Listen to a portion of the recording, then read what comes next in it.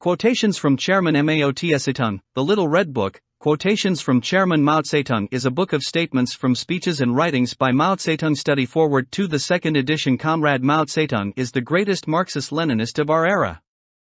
He has inherited, defended, and developed Marxism-Leninism with genius, creatively and comprehensively, and has brought it to a higher and completely new stage.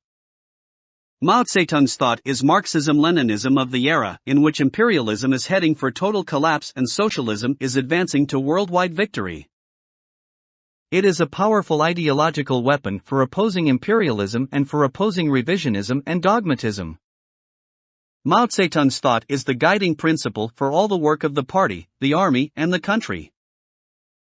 Therefore, the most fundamental task in our party's political and ideological work is at all times to hold high the great red banner of Mao Zedong's thought, to arm the minds of the people throughout the country with it, and to persist in using it to command every field of activity.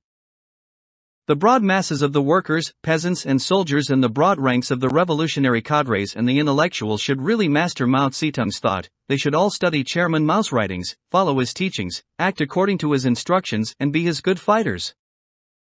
In studying the works of Chairman Mao, one should have specific problems in mind, study and apply his works in a creative way, combine study with application. First, study what must be urgently applied so as to get quick results, and strive hard to apply what one is studying. In order really to master Mao Zedong's thought, it is essential to study many of Chairman Mao's basic concepts over and over again, and it is best to memorize important statements and study and apply them repeatedly. The newspapers should regularly carry quotations from Chairman Mao relevant to current issues for readers to study and apply. The experience of the broad masses in their creative study and application of Chairman Mao's works in the last few years has proved that to study selected quotations from Chairman Mao with specific problems in mind is a good way to learn Mao Zedong's thought, a method conducive to quick results. We have compiled quotations from Chairman Mao Zedong in order to help the broad masses learn Mao Zedong's thought more effectively. In organizing their study, units should select passages that are relevant to the situation, their tasks, the current thinking of their personnel, and the state of their work. In our great motherland, a new era is emerging in which the workers, peasants, and soldiers are grasping Marxism-Leninism, Mao Zedong's thought. Once Mao Zedong's thought is grasped by the broad masses, it becomes an inexhaustible source of strength and a spiritual atom bomb of infinite power. The large-scale publication of quotations from Chairman Mao Zedong is a vital measure for enabling the broad masses to grasp Mao Zedong's thought and for promoting the revolutionization of our people's thinking. It is our hope that all comrades will learn earnestly and diligently, bring about a new nationwide high tide in the creative study and application of Chairman Mao's works, and, under the great red banner of Mao Zedong's thought, strive to build our country into a great socialist state with modern agriculture, modern industry, modern science and culture, and modern national defense. Lin Piao, December 16, 1966. 1. The Communist Party. The force at the core leading our cause forward is the Chinese Communist Party. The theoretical basis guiding our thinking is Marxism-Leninism. Opening address at the first session of the First National People's Congress of the People's Republic of China, September 15, 1954. If there is to be revolution, there must be a revolutionary party. Without a revolutionary party, without a party built on the Marxist-Leninist revolutionary theory and in the Marxist-Leninist revolutionary style, it is impossible to lead the working class and the broad masses of the people in defeating imperialism and its running dogs. Revolutionary forces of the world unite, fight against imperialist aggression. November 1948, Selected Works, Volume 4, p. 284 *. Without the efforts of the Chinese Communist Party, without the Chinese Communists as the mainstay of the Chinese people, China can never achieve independence and liberation, or industrialization, and the modernization of her agriculture. On Coalition Government, April 24, 1945, Selected Works, Volume 3, p. 318 *. The Chinese Communist Party is the core of leadership of the whole Chinese people. Without this core, the cause of socialism cannot be victorious. Talk at the General Reception for the Delegates to the Third National Congress of the New Democratic Youth League of China, May 25, 1957. A well-disciplined party armed with the theory of Marxism-Leninism, using the method of self-criticism and linked with the masses of the people, an army under the leadership of such a party, a united front of all revolutionary classes and all revolutionary groups under the leadership of such a party. These are the three main weapons with which we have defeated the enemy. On the People's Democratic Dictatorship, June 30, 1949, Selected Works, Volume 4, page 422. We must have faith in the masses, and we must have faith in the party. These are two cardinal principles. If we doubt these principles, we shall accomplish nothing. On the Question of Agricultural Cooperation, July 31, 1955, 3rd edition, p. 7, armed with Marxist-Leninist theory and ideology, the Communist Party of China has brought a new style of work to the Chinese people, a style of work which essentially entails integrating theory with practice, forging close links with the masses and practicing self-criticism. On Coalition Government, April 24, 1945, Selected Works, Volume 3, p. 314 *. No political party can possibly lead a great revolutionary movement to victory unless it possesses revolutionary theory and a knowledge of history and has a profound grasp of the practical movement. The role of the Chinese Communist Party in the National War, October 1938, Selected Works, Volume 2, page 208. As we used to say, the rectification movement is a widespread movement of Marxist education. Rectification means the whole party studying Marxism through criticism and self-criticism. We can certainly learn more about Marxism in the course of the rectification movement. Speech at the Chinese Communist Party's National Conference on Propaganda Work, March 12, 1957, First Pocket Edition, page 14. It is an arduous task to ensure a better life for the several hundred million people of China and to build our economically and culturally backward country into a prosperous and powerful one with a high level of culture. And it is precisely in order to be able to shoulder this task more competently and work better together with all non-party people who are actuated by high ideals and determined to institute reforms that we must conduct rectification movements both now and in the future, and constantly rid ourselves of whatever is wrong. Ibid, pages 15-16 * policy is the starting point of all the practical actions of a revolutionary party and manifests itself in the process and the end result of that party's actions. A revolutionary party is carrying out a policy whenever it takes any action. If it is not carrying out a correct policy, it is carrying out a wrong policy. If it is not carrying out a given policy consciously, it is doing so blindly. What we call experience is the process and the end result of carrying out a policy. Only through the practice of the people, that is, through experience, can we verify whether a policy is correct or wrong and determine to what extent it is correct or wrong. But people's practice, especially the practice of a revolutionary party and the revolutionary masses, cannot but be bound up with one policy or another. Therefore, before any action is taken, we must explain the policy, which we have formulated in the light of the given circumstances, to party members and to the masses. Otherwise, party members and the masses will depart from the guidance of our policy, act blindly and carry out a wrong policy. On the Policy Concerning Industry and Commerce, February 27, 1948, Selected Works, Volume 4. Pages 204-05 * Our party has laid down the general line and general policy of the Chinese Revolution as well as various specific lines for work and specific policies. However, while many comrades remember our party's specific lines for work and specific policies, they often forget its general line and general policy. If we actually forget the party's general line and general policy, then we shall be blind, half-baked, muddle-headed revolutionaries, and when we carry out a specific line for work and a specific policy, we shall lose our bearings and vacillate now to the left and now to the right, and the work will suffer. Speech at a conference of cadres in the Shanxi Suiyuan Liberated Area, April 1, 1948, Selected Works, Volume 4, p. 238 * Policy and tactics are the life of the party. Leading comrades at all levels must give them full attention and must never on any account be negligent. A circular on the situation, March 20, 1948, Selected Works, Volume 4, page 220. 2. Classes and class struggle. Classes struggle, some classes triumph, others are eliminated. Such is history, such is the history of civilization for thousands of years. To interpret history from this viewpoint is historical materialism, standing in opposition to this viewpoint is historical idealism. Castaway Illusions, Prepare for Struggle, August 14, 1949, Selected Works, Volume 4, page 428. In class society, everyone lives as a member of a particular class, and every kind of thinking, without exception, is stamped with the brand of a class. On Practice, July 1937, Selected Works, Volume 1, page 296. Changes in society are due chiefly to the development of the internal contradictions in society, that is, the contradiction between the productive forces and the relations of production, the contradiction between classes and the contradiction between the old and the new. It is the development of these contradictions that pushes society forward and gives the impetus for the supersession of the old society by the new.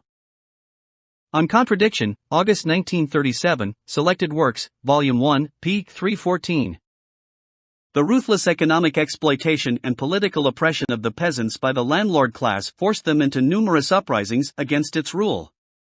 It was the class struggles of the peasants, the peasant uprisings and peasant wars that constituted the real motive force of historical development in Chinese feudal society. The Chinese Revolution and the Chinese Communist Party, December 1939, Selected Works, Volume 2, p. 308*. In the final analysis, national struggle is a matter of class struggle. Among the whites in the United States, it is only the reactionary ruling circles who oppress the black people. They can in no way represent the workers, farmers, revolutionary intellectuals and other enlightened persons who comprise the overwhelming majority of the white people. Statement supporting the American Negroes in their just struggle against racial discrimination by U.S. imperialism, August 8, 1963, People of the World, Unite and Defeat the U.S. Aggressors and All Their Lackeys, 2nd edition, pages 3-4*. It is up to us to organize the people. As for the reactionaries in China, it is up to us to organize the people to overthrow them. Everything reactionary is the same, if you don't hit it, it won't fall. This is also like sweeping the floor, as a rule, where the broom does not reach, the dust will not vanish of itself. The situation in our policy after the victory in the War of Resistance against Japan, August 13, 1945, Selected Works, Volume 4, page 19. The enemy will not perish of himself. Neither the Chinese reactionaries nor the aggressive forces of U.S. imperialism in China will step down from the stage of history of their own accord. Carry the Revolution Through to the End, December 30, 1948, Selected Works, Volume 4, page 301. A revolution is not a dinner party, or writing an essay, or painting a picture, or doing embroidery. It cannot be so refined, so leisurely and gentle, so temperate, kind, courteous, restrained and magnanimous. A revolution is an insurrection, an act of violence by which one class overthrows another. Report on an investigation of the peasant movement in Hunan, March 1927, Selected Works, Volume 1, p. 28*. Chiang Kai-shek always tries to wrest every ounce of power and every ounce of gain from the people. And we? Our policy is to give him tit for tat and to fight for every inch of land. We act after his fashion. He always tries to impose war on the people, one sword in his left hand and another in his right. We take up swords, too, following his example. As Chiang Kai-shek is now sharpening his swords, we must sharpen ours too. The situation in our policy after the victory in the War of Resistance against Japan, August 13, 1945, Selected Works, Volume 4, pages 14-15. Who are our enemies? Who are our friends? This is a question of the first importance for the revolution. The basic reason why all previous revolutionary struggles in China achieved so little was their failure to unite with real friends in order to attack real enemies.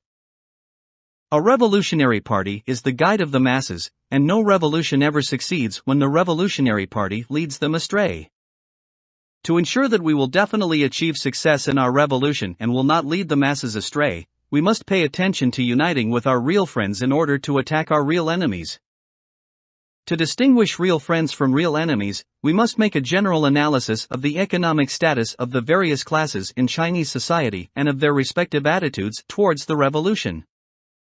Analysis of the classes in Chinese society, March 1926, Selected Works, Volume 1, page 13. Our enemies are all those in league with imperialism, the warlords, the bureaucrats, the comprador class, the big landlord class and the reactionary section of the intelligentsia. intelligentsia attached to them.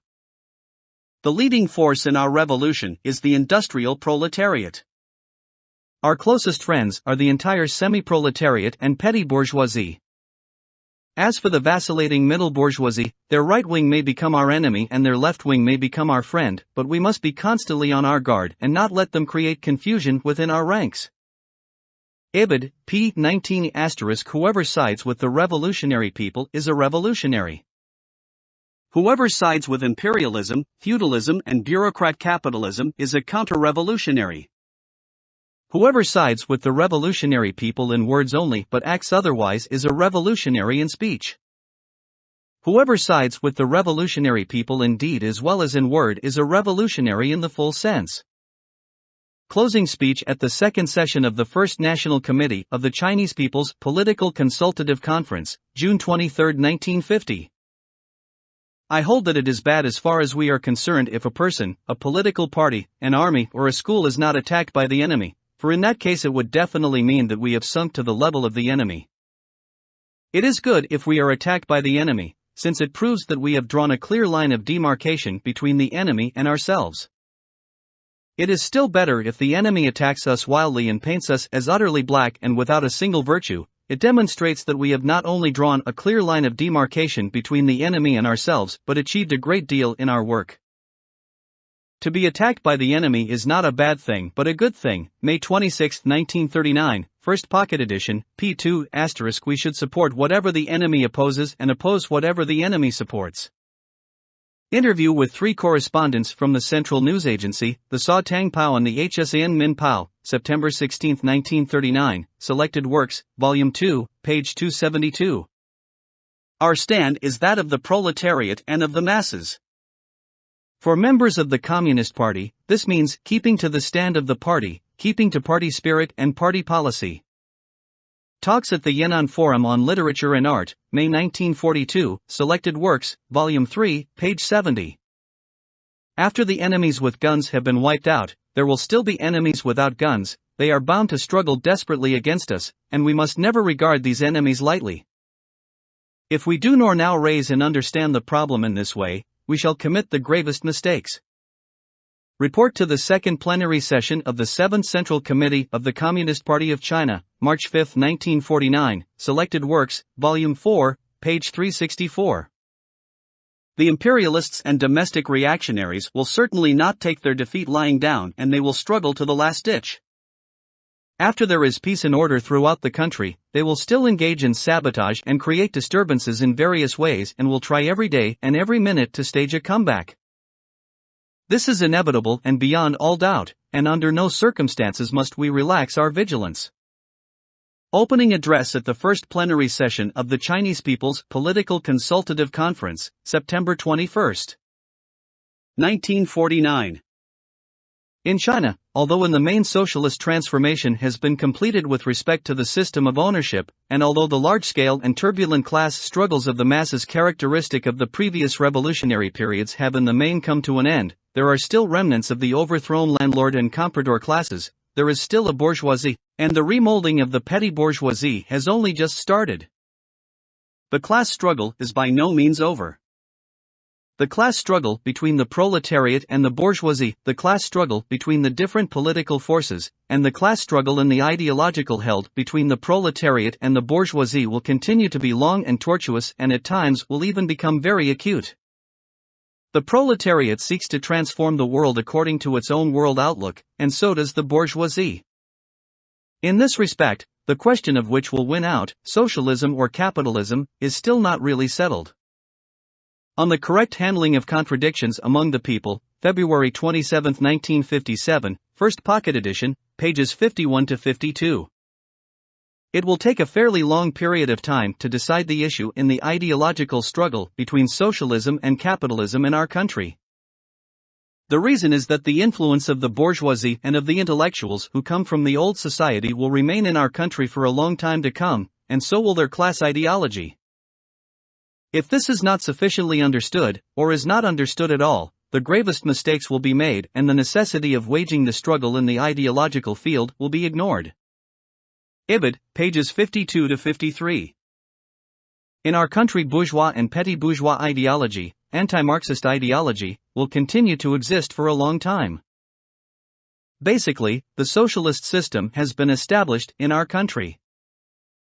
We have won the basic victory in transforming the ownership of the means of production, but we have not yet won complete victory on the political and ideological fronts. In the ideological field, the question of who will win in the struggle between the proletariat and the bourgeoisie has not been really settled yet. We still have to wage a protracted struggle against bourgeois and petty bourgeois ideology. It is wrong not to understand this and to give up ideological struggle. All erroneous ideas, all poisonous weeds, all ghosts and monsters, must be subjected to criticism. In no circumstance should they be allowed to spread unchecked. However, the criticism should be fully reasoned, analytical and convincing, and not rough, bureaucratic, metaphysical or dogmatic. Speech at the Chinese Communist Party's National Conference on Propaganda Work, March 12, 1957, First Pocket Edition, pages 26-27 *. Both dogmatism and revisionism run counter to Marxism. Marxism must certainly advance, it must develop along with the development of practice and cannot stand still. It would become lifeless if it remained stagnant and stereotyped. However, the basic principles of Marxism must never be violated, or otherwise mistakes will be made. It is dogmatism to approach Marxism from a metaphysical point of view and to regard it as something rigid. It is revisionism to negate the basic principles of Marxism and to negate its universal truth. Revisionism is one form of bourgeois ideology. The revisionists deny the differences between socialism and capitalism, between the dictatorship of the proletariat and the dictatorship of the bourgeoisie. What they advocate is in fact not the socialist line but the capitalist line. In present circumstances, revisionism is more pernicious than dogmatism. One of our current important tasks on the ideological front is to unfold criticism of revisionism. Ibid, pages 27-28. Revisionism, or right opportunism, is a bourgeois trend of thought that is even more dangerous than dogmatism. The revisionists, the right opportunists, pay lip service to Marxism, they too attack dogmatism. But what they are really attacking is the quintessence of Marxism. They oppose or distort materialism and dialectics, oppose or try to weaken the people's democratic dictatorship and the leading role of the Communist Party, and oppose or try to weaken socialist transformation and socialist construction. After the basic victory of the socialist revolution in our country, there are still a number of people who vainly hope to restore the capitalist system and fight the working class on every front, including the ideological one. And their right-hand men in this struggle are the revisionists. On the correct handling of contradictions among the people, February 27, 1957, First Pocket Edition, pages 56-57. 3. Socialism and communism. Communism is at once a complete system of proletarian ideology and a new social system. It is different from any other ideological and social system, and is the most complete, progressive, revolutionary and rational system in human history. The ideological and social system of feudalism has a place only in the Museum of History. The ideological and social system of capitalism has also become a museum piece in one part of the world, in the Soviet Union, while in other countries it resembles a dying person who is sinking fast, like the sun setting beyond the western hills, and will soon be relegated to the museum. The communist ideological and social system alone is full of youth and vitality, sweeping the world with the momentum of an avalanche and the force of a thunderbolt. On New Democracy, January 1940, Selected Works, Volume 2, pages 360-61, *. The socialist system will eventually replace the capitalist system. This is an objective law independent of man's will. However much the reactionaries try to hold back the wheel of history, sooner or later revolution will take place and will inevitably triumph. Speech at the meeting of the Supreme Soviet of the USSR in celebration of the 40th anniversary of the Great October Socialist Revolution, November 6, 1957. We communists never conceal our political views. Definitely and beyond all doubt, our future or maximum program is to carry China forward to socialism and communism. Both the name of our party and our Marxist world outlook unequivocally point to this supreme ideal of the future, a future of incomparable brightness and splendor. On Coalition Government, April 24, 1945, Selected Works, Volume 3, p. 282, taken as a whole, the Chinese revolutionary movement led by the Communist Party embraces the two stages, i.e., the democratic and the socialist revolutions, which are two essentially different revolutionary processes, and the second process can be carried through only after the first has been completed. The democratic revolution is the necessary preparation for the socialist revolution, and the socialist revolution is the inevitable sequel to the democratic revolution. The ultimate aim for which all communists strive is to bring about a socialist and communist society. The Chinese Revolution and the Chinese Communist Party, December 1939, Selected Works, Volume 2, pages 330-31, Socialist Revolution aims at liberating the productive forces. The changeover from individual to socialist, collective ownership in agriculture and handicrafts and from capitalist to socialist ownership in private industry and commerce is bound to bring about a tremendous liberation of the productive forces. Thus the social conditions are being created for a tremendous expansion of industrial and agricultural production. Speech at the Supreme State Conference, January 25, 1956. We are now carrying out a revolution not only in the social system, the change from private to public ownership, but also in technology, the change from handicraft to large-scale modern machine production, and the two revolutions are interconnected. In agriculture, with conditions as they are in our country, cooperation must precede the use of big machinery. In capitalist countries, agriculture develops in a capitalist way. Therefore we must on no account regard industry and agriculture, socialist industrialization, and the socialist transformation of agriculture as two separate and isolated things, and on no account must we emphasize the one and play down the other. On the question of agricultural cooperation, July 51, 1955, 3rd edition, pages 19-20. The new social system has only just been established and requires time for its consolidation. It must not be assumed that the new system can be completely consolidated the moment it is established, for that is impossible. It has to be consolidated step by step. To achieve its ultimate consolidation, it is necessary not only to bring about the socialist industrialization of the country and persevere in the socialist revolution on the economic front, but to carry on constant and arduous socialist revolutionary struggles and socialist education on the political and ideological fronts. Moreover, various contributory international factors are required. Speech at the Chinese Communist Party's National Conference on Propaganda Work, March 12, 1957, First Pocket Edition, p. 2, in China. The struggle to consolidate the socialist system, the struggle to decide whether socialism or capitalism will prevail, will still take a long historical period. But we should all realize that the new system of socialism will unquestionably be consolidated. We can assuredly build a socialist state with modern industry, modern agriculture, and modern science and culture. Ibid, pages 2-3. The number of intellectuals who are hostile to our state is very small. They do not like our state, i.e., the dictatorship of the proletariat, and yearn for the old society. Whenever there is an opportunity, they will stir up trouble and attempt to overthrow the Communist Party and restore the old China. As between the proletarian and the bourgeois roads, as between the socialist and the capitalist roads, these people stubbornly choose to follow the latter. In fact, this road is impossible, and in fact, therefore, they are ready to capitulate to imperialism, feudalism, and bureaucrat capitalism. Such people are to be found in political circles and in industrial and commercial, cultural and educational, scientific and technological and religious circles, and they are extremely reactionary. Ibid, pages 3-4. The serious problem is the education of the peasantry.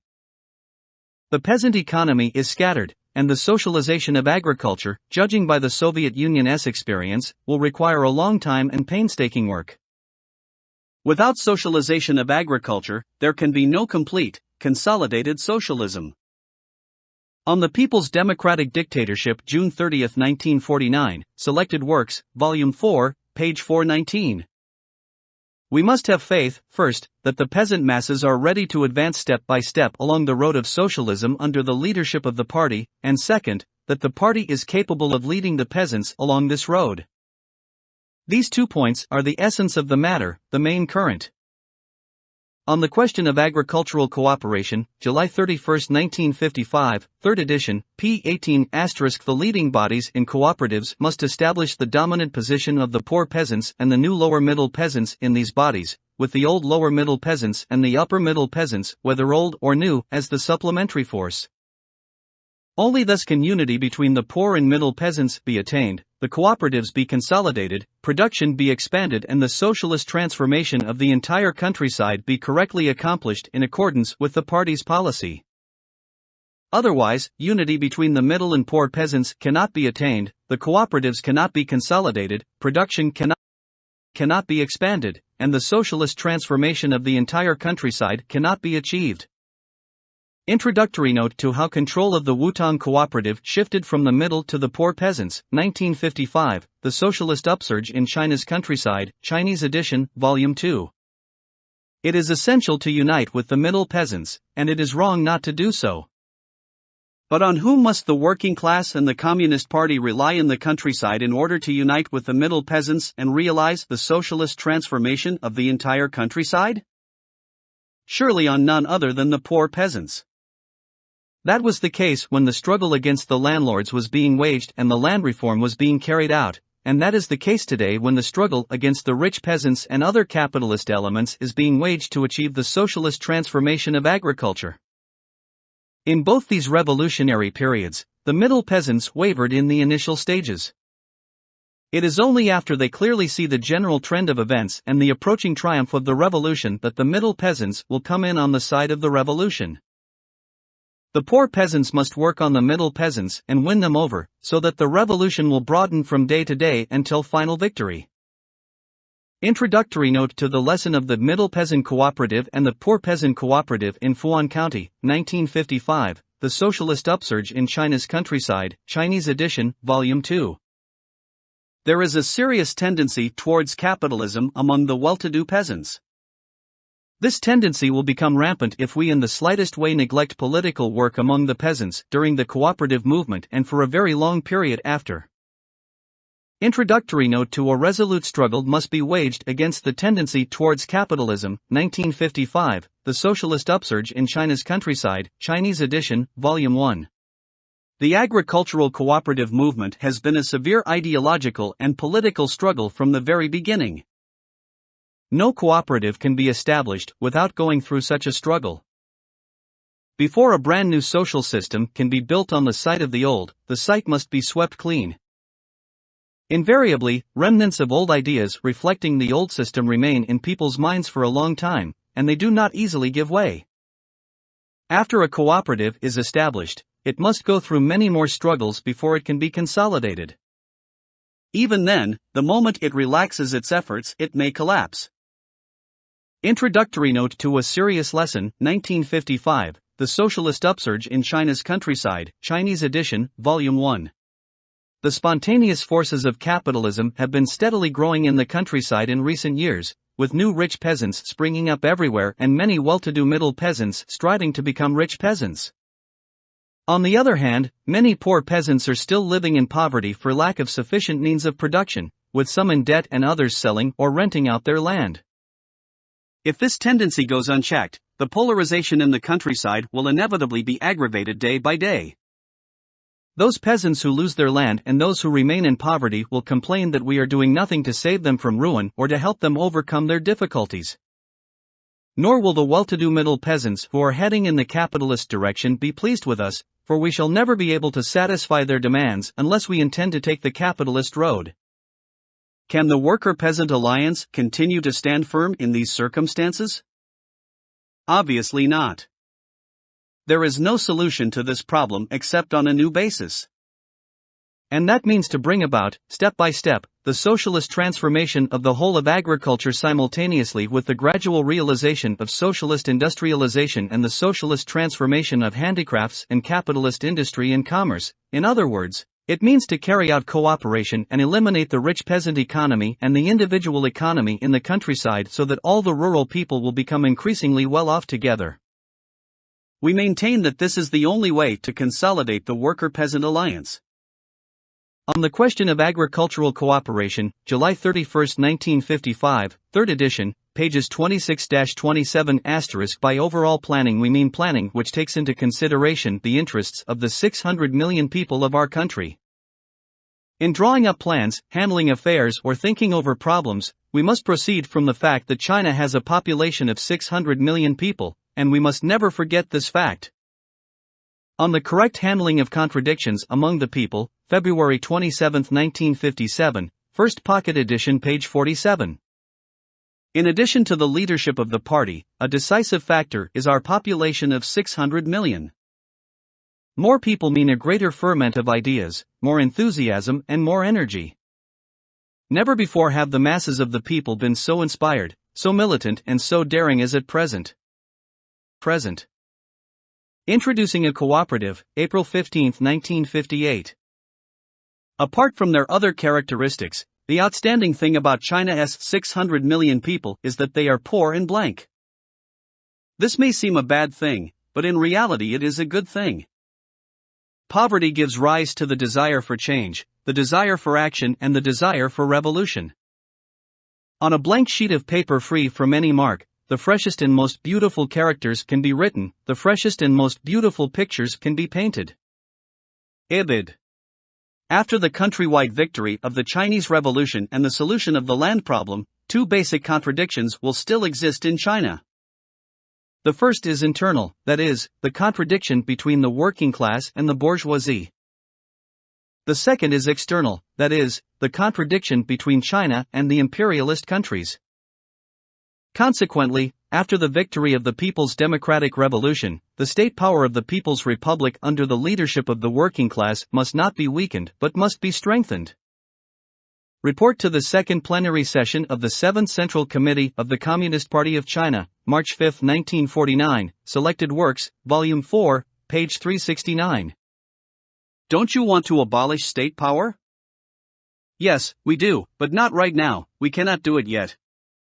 Why? Because imperialism still exists, because domestic reaction still exists, because classes still exist in our country. Our present task is to strengthen the people's state apparatus, mainly the people's army, the people's police and the people's courts, in order to consolidate national defense and protect the people's interests. On the People's Democratic Dictatorship, June 30, 1949, Selected Works, Volume 4, page 418. Our state is a people's democratic dictatorship led by the working class and based on the worker-peasant alliance. What is this dictatorship for? Its first function is to suppress the reactionary classes and elements and those exploiters in our country who resist the socialist revolution, to suppress those who try to wreck our socialist construction, or in other words, to resolve the internal contradictions between ourselves and the enemy.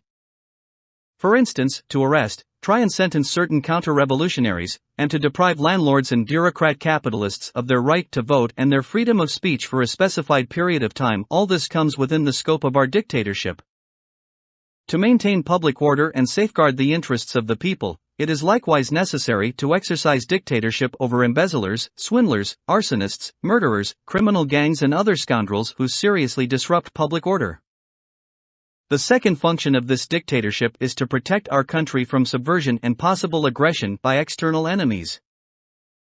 In that event, it is the task of this dictatorship to resolve the external contradiction between ourselves and the enemy. The aim of this dictatorship is to protect all our people so that they can devote themselves to peaceful labor and build China into a socialist country with a modern industry, agriculture, science and culture. On the correct handling of contradictions among the people, February 27, 1957, First Pocket Edition, pages 6-7. The People's Democratic Dictatorship needs the leadership of the working class. For it is only the working class that is most far-sighted, most selfless and most thoroughly revolutionary.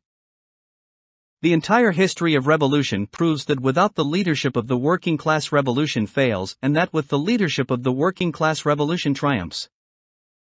On the People's Democratic Dictatorship, June 30, 1949, Selected Works, Volume 4, page 421. The People's Democratic Dictatorship is based on the alliance of the working class, the peasantry, and the urban petty bourgeoisie, and mainly on the alliance of the workers and the peasants, because these two classes comprise 80% of China's population. These two classes are the main force in overthrowing imperialism and the Kuomintang reactionaries.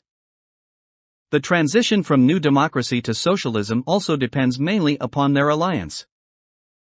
Abid class struggle, the struggle for production and scientific experiment are the three great revolutionary movements for building a mighty socialist country.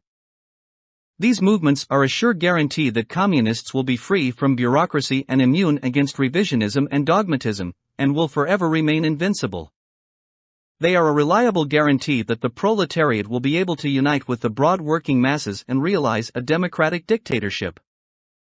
If, in the absence of these movements, the landlords, rich peasants, counter-revolutionaries, bad elements and monsters were all allowed to crawl out, while our cadres were to shut their eyes to all this and in many cases fail even to differentiate between the enemy and ourselves, but were to collaborate with the enemy and were corrupted, divided, and demoralized by him. If our cadres were thus pulled out or the enemy were able to sneak in, and if many of our workers, peasants, and intellectuals were left defenseless against both the soft and the hard tactics of the enemy, then it would not take long, perhaps only several years or a decade, or several decades at most, before a counter-revolutionary restoration on a national scale inevitably occurred. The Marxist-Leninist Party would undoubtedly become a revisionist party or a fascist party, and the whole of China would change its color.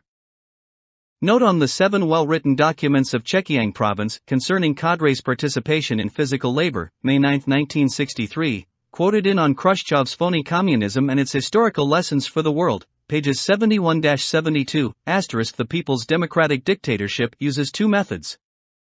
Towards the people, on the contrary, it uses the method not of compulsion but of democracy, that is, it must necessarily let them take part in political activities and does not compel them to do this or that, but uses the method of democracy in educating and persuading them. Closing speech at the second session of the First National Committee of the Chinese People's Political Consultative Conference, June 23, 1950. Under the leadership of the Communist Party, the Chinese people are carrying out a vigorous rectification movement in order to bring about the rapid development of socialism in China on a firmer basis. It is a movement for carrying out a nationwide debate which is both guided and free, a debate in the city and the countryside on such questions as the socialist road versus the capitalist road, the basic system of the state and its major policies, the working style of party and government functionaries, and the question of the welfare of the people, a debate which is conducted by setting forth facts and reasoning things out, so as correctly to resolve those actual contradictions among the people which demand immediate solution. This is a socialist movement for the self-education and self-remolding of the people. Speech at the meeting of the Supreme Soviet of the USSR in celebration of the 40th anniversary of the Great October Socialist Revolution, November 6, 1957. Most arduous tasks lie ahead of us in the great work of construction. Although there are over 10 million members in our party, they still constitute a very small minority of the country's population. In government departments and public organizations and enterprises, much work has to be done by non-party people. It is impossible to get this work well done unless we are good at relying on the masses and cooperating with non-party people. While continuing to strengthen the unity of the whole party, we must also continue to strengthen the unity of all our nationalities, democratic classes, democratic parties and people's organizations, and to consolidate and expand the People's Democratic United Front. And we must conscientiously get rid of every unhealthy manifestation and any link in our work that is detrimental to the unity between the party and the people.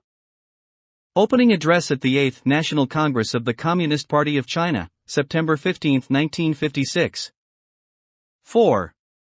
The correct handling of contradictions among the people. We are confronted by two types of social contradictions, those between ourselves and the enemy, and those among the people themselves. The two are totally different in their nature.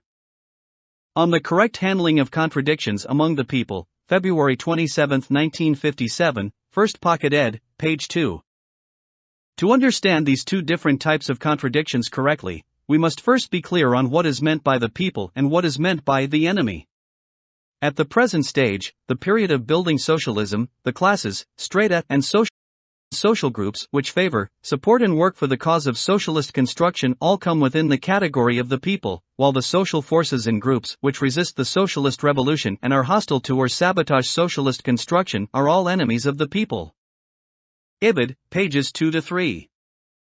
In the conditions prevailing in China today, the contradictions among the people comprise the contradictions within the working class, the contradictions within the peasantry, the contradictions within the intelligentsia, the contradictions between the working class and the peasantry, the contradictions between the workers and peasants on the one hand and the intellectuals on the other, the contradictions between the working class and other sections of the working people on the one hand and the national bourgeoisie on the other, the contradictions within the national bourgeoisie, and so on.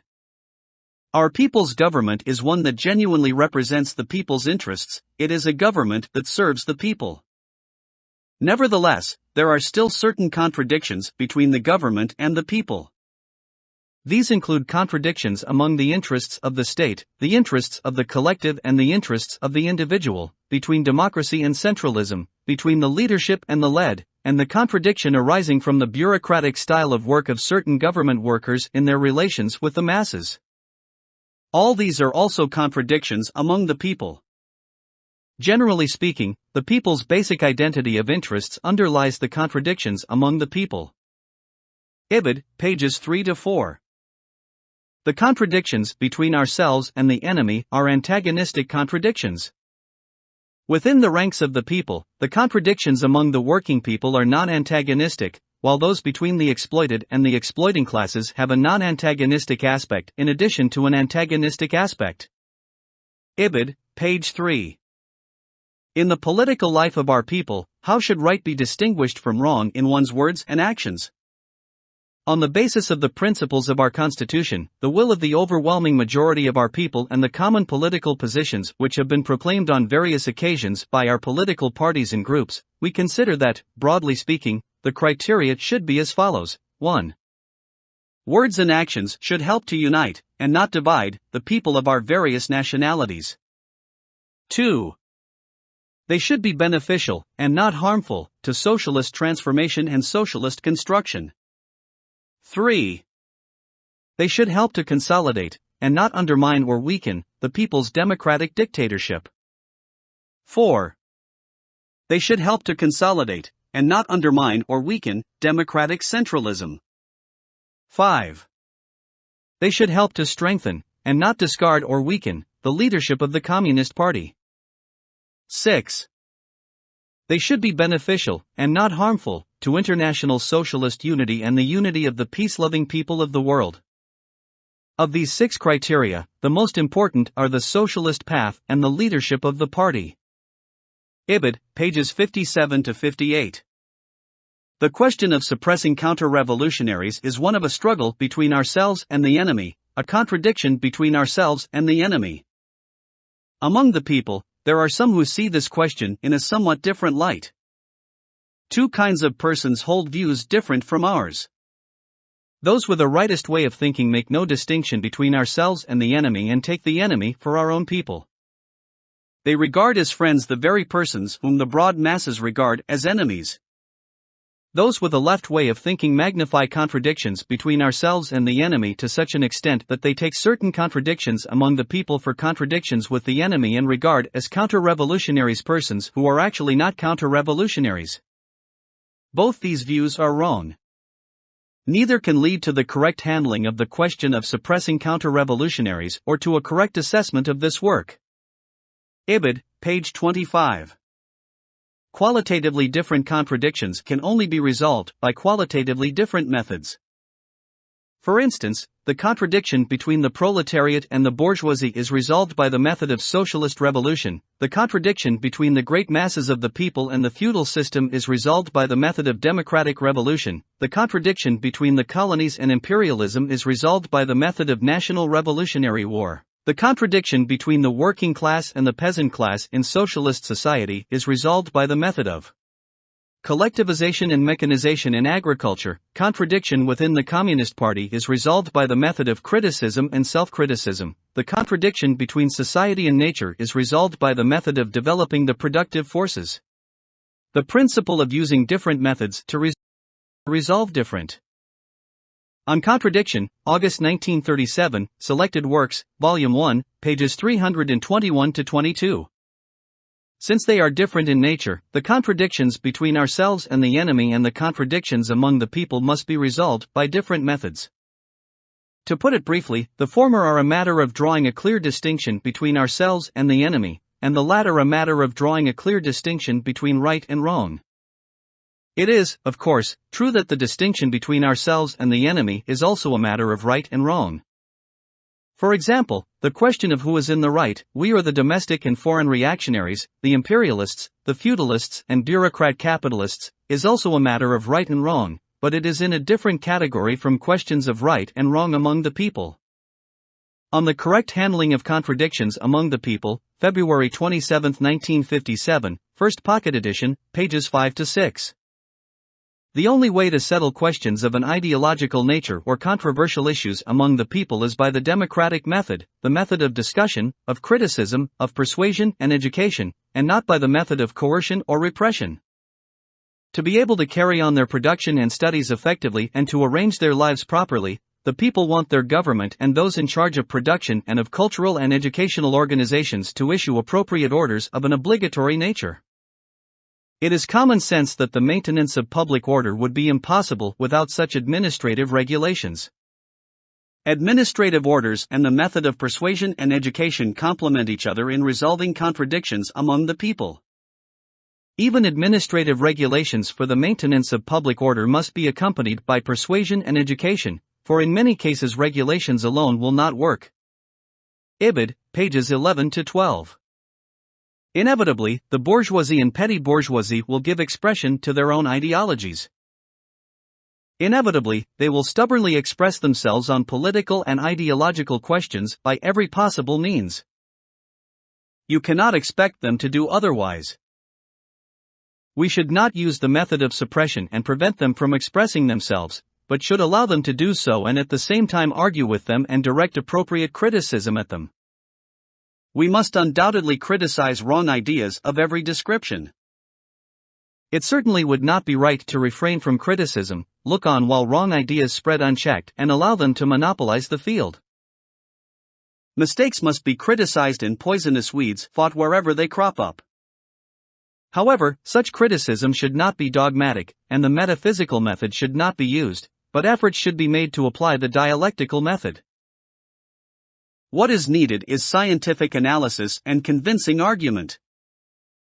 Ibid, pages 55-56. To criticize the people's shortcomings is necessary, but in doing so we must truly take the stand of the people and speak out of wholehearted eagerness to protect and educate them. To treat comrades like enemies is to go over to the stand of the enemy. Talks at the Yan'an Forum on Literature and Art, May 1942, Selected Works, Volume 3, page 92. Contradiction and struggle are universal and absolute, but the methods of resolving contradictions, that is, the forms of struggle, differ according to the differences in the nature of the contradictions. Some contradictions are characterized by open antagonism, others are not. In accordance with the concrete development of things, some contradictions which were originally non-antagonistic develop into antagonistic ones, while others which were originally antagonistic develop into non-antagonistic ones. On Contradiction, August 1937, Selected Works, Volume 1, p. 344. In ordinary circumstances, contradictions among the people are not antagonistic. But if they are not handled properly, or if we relax our vigilance and lower our guard, antagonism may arise. In a socialist country, a development of this kind is usually only a localized and temporary phenomenon. The reason is that the system of exploitation of man by man has been abolished and the interests of the people are basically the same. On the Correct Handling of Contradictions Among the People, February 27, 1957, First Pocket Edition, page 14. In our country, the contradiction between the working class and the national bourgeoisie belongs to the category of contradictions among the people. By and large, the class struggle between the two is a class struggle within the ranks of the people, because the Chinese national bourgeoisie has a dual character. In the period of the bourgeois democratic revolution, it had both a revolutionary and a conciliationist side to its character. In the period of the socialist revolution, exploitation of the working class for profit constitutes one side of the character of the national bourgeoisie, while its support of the constitution and its willingness to accept socialist transformation constitute the other. The national bourgeoisie differs from the imperialists, the landlords, and the bureaucrat capitalists. The contradiction between the national bourgeoisie and the working class is one between the exploiter and the exploited, and is by nature antagonistic. But in the concrete conditions of China, this antagonistic class contradiction can, if properly handled, be transformed into a non-antagonistic one and be resolved by peaceful methods. However, it will change into a contradiction between ourselves and the enemy if we do not handle it properly and do not follow the policy of uniting with, criticizing and educating the national bourgeoisie, or if the national bourgeoisie does not accept this policy of ours. Ibid, pages 4-5. The counter-revolutionary rebellion in Hungary in 1956 was a case of reactionaries inside a socialist country, in league with the imperialists, attempting to achieve their conspiratorial aims by taking advantage of contradictions among the people to foment dissension and stir up disorder. This lesson of the Hungarian events merits attention. Ibid, page 15. 5. War and peace. War is the highest form of struggle for resolving contradictions, when they have developed to a certain stage, between classes, nations, states, or political groups, and it has existed ever since the emergence of private property and of classes. Problems of Strategy in China's Revolutionary War, December 1936, Selected Works, Volume 1, page 180. War is the continuation of politics. In this sense, war is politics, and war itself is a political action. Since ancient times there has never been a war that did not have a political character. But war has its own particular characteristics, and in this sense it cannot be equated with politics in general. War is the continuation of politics by other means. When politics develops to a certain stage beyond which it cannot proceed by the usual means, war breaks out to sweep the obstacles from the way. When the obstacle is removed and our political aim attained, the war will stop. But if the obstacle is not completely swept away, the war will have to continue till the aim is fully accomplished. It can therefore be said that politics is war without bloodshed, while war is politics with bloodshed. On Protracted War, May 1938, Selected Works, Volume 2, pages 152-53. History shows that wars are divided into two kinds, just and unjust. All wars that are progressive are just, and all wars that impede progress are unjust. We communists oppose all unjust wars that impede progress, but we do not oppose progressive, just wars. Not only do we communists not oppose just wars, we actively participate in them. As for unjust wars, World War I is an instance in which both sides fought for imperialist interests, therefore the communists of the whole world firmly opposed that war. The way to oppose a war of this kind is to do everything possible to prevent it before it breaks out and, once it breaks out, to oppose war with war, to oppose unjust war with just war, whenever possible. Ibid, page 150. Revolutions and revolutionary wars are inevitable in class society, and without them it is impossible to accomplish any leap in social development and to overthrow the reactionary ruling classes, and therefore impossible for the people to win political power. On Contradiction, August 1937, Selected Works, Volume 1, p. 344. Revolutionary war is an antitoxin which not only eliminates the enemy's poison but also purges us of our own filth. Every just revolutionary war is endowed with tremendous power and can transform many things or clear the way for their transformation. The Sino-Japanese War will transform both China and Japan, provided China perseveres in the war of resistance, and in the united front, the old Japan will surely be transformed into a new Japan and the old China into a new China, and people and everything else in both China and Japan will be transformed during and after the war. On Protracted War, May 1938, Selected Works, Volume 2, p. 131, *. Every communist must grasp the truth: political power grows out of the barrel of a gun. Problems of War and Strategy, November 6, 1938, Selected Works, Volume 2, page 224. The seizure of power by armed force, the settlement of the issue by war, is the central task and the highest form of revolution. This Marxist-Leninist principle of revolution holds good universally, for China and for all other countries. Ibid, page 219. Without armed struggle neither the proletariat, nor the people, nor the Communist Party would have any standing at all in China, and it would be impossible for the revolution to triumph. In these years, the 18 years since the founding of the party, the development, consolidation and Bolshevization of our party have proceeded in the midst of revolutionary wars. Without armed struggle the Communist Party would assuredly not be what it is today. Comrades throughout the party must never forget this experience for which we have paid in blood. Introducing the Communist, October 4, 1939, Selected Works, Volume 2, page 292.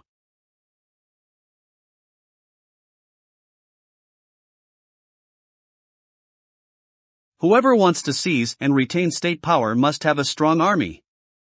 Some people ridicule us as advocates of the omnipotence of war. Yes, we are advocates of the omnipotence of revolutionary war, that is good, not bad, it is Marxist. The guns of the Russian Communist Party created socialism. We shall create a democratic republic. Experience in the class struggle in the era of imperialism teaches us that it is only by the power of the gun that the working class and the laboring masses can defeat the armed bourgeoisie and landlords. In this sense we may say that only with guns can the whole world be transformed. Problems of War and Strategy, November 6, 1938, Selected Works, Volume 2, page 225. We are advocates of the abolition of war. We do not want war, but war can only be abolished through war. And in order to get rid of the gun it is necessary to take up the gun. Ibid war, this monster of mutual slaughter among men, will be finally eliminated by the progress of human society, and in the not-too-distant future too. But there is only one way to eliminate it, and that is to oppose war with war, to oppose counter-revolutionary war with revolutionary war, to oppose national counter-revolutionary war with national revolutionary war, and to oppose counter-revolutionary class war with revolutionary class war. When human society advances to the point where classes and states are eliminated, there will be no more wars, counter-revolutionary or revolutionary, unjust or just. That will be the era of perpetual peace for mankind. Our study of the laws of revolutionary war springs from the desire to eliminate all wars. Herein lies the distinction between us communists and all the exploiting classes. Problems of Strategy in China's Revolutionary War, December 1936, Selected Works, Volume 1, pages 182-83. Our country and all the other socialist countries want peace, so do the peoples of all the countries of the world. The only ones who crave war and do not want peace are certain monopoly capitalist groups in a handful of imperialist countries which depend on aggression for their profits. Opening address at the 8th National Congress of the Communist Party of China, September 15, 1956. To achieve a lasting world peace, we must further develop our friendship and cooperation with the fraternal countries in the socialist camp and strengthen our solidarity with all peace-loving countries. We must endeavor to establish normal diplomatic relations, on the basis of mutual respect for territorial integrity and sovereignty and of equality and mutual benefit, with all countries willing to live together with us in peace. We must give active support to the national independence and liberation movement in countries in Asia, Africa, and Latin America, as well as to the peace movement and to just struggles in all the countries of the world. Ibid. As for the imperialist countries, we should unite with their peoples and strive to coexist peacefully with those countries, do business with them and prevent any possible war, but under no circumstances should we harbor any unrealistic notions about them. On the Correct Handling of Contradictions Among the People, February 27, 1957, First Pocket Edition, page 75. We desire peace. However, if imperialism insists on fighting a war, we will have no alternative but to take the firm resolution to fight to the finish before going ahead with our construction. If you are afraid of war day in day out, what will you do if war eventually comes? First I said that the east wind is prevailing over the west wind and war will not break out, and now I have added these explanations about the situation in case war should break out. Both possibilities have thus been taken into account. Speech at the Moscow meeting of Communist and Workers' Parties, November 18, 1957, quoted in statement by the spokesman of the Chinese government, September 1, 1963. People all over the world are now discussing whether or not a Third World War will